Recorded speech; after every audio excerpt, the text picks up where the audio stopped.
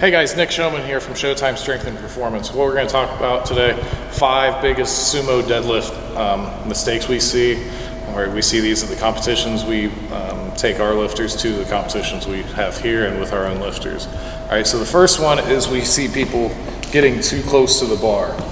All right, so a lot of people have been taught to line up right on the bar. The problem with that, when you're sumo, if you watch, so the bar is on my shins, so if I go down, so my shins are, even if I sit back, which you can't because you won't have any power, so if you're here with your feet flat, you have to go out and around. Right? So you want, a perfect sumo deadlift is going to be a straight line. All right, so what I do is I'll split my foot, and the amount of distance away from the bar you're going to have depends on how big you are. The bigger lifters you see, they'll back up a little bit more because they got to take into consideration their stomach size. Smaller lifters, they can get a little bit closer. So if you watch, so now I'm here, so I'm a few inches away, and I'm gonna pull down into a straight line.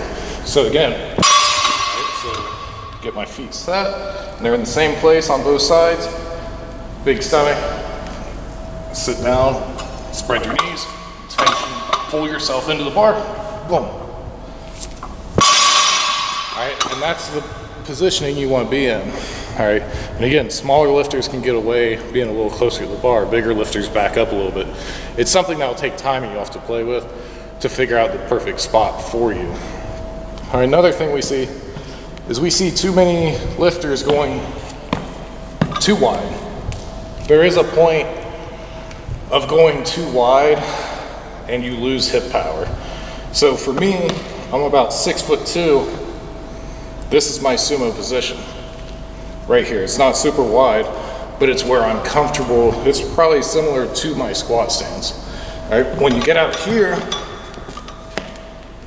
all right, a lot of people won't have the power that they have. So a lot of people should probably start with like a modified sumo, which is almost like a leg press, to where you can go here and straight up and then work your feet out.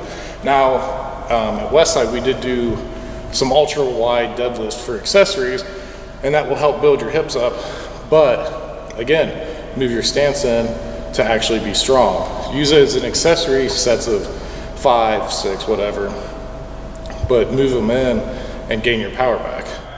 The third thing that we see a lot of people do wrong when they're doing their sumo deadlifts is they're looking forward instead of being big. All right, and what that does is it usually leads to people locking their hips out and then having to grind this way to finish the lift.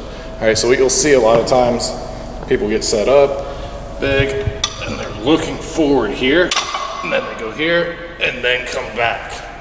All right, what you want to do, it's not so much about looking straight up, but just looking up and forward instead of looking down. All right, so if you are right here, big chest, boom. All right, and you're able to keep your hips under you to finish the lift and use all the correct muscles. All right, if you get into this position where your legs are locked out, and this is something I'm very guilty of, and it's been a work in progress, especially the last 3 years.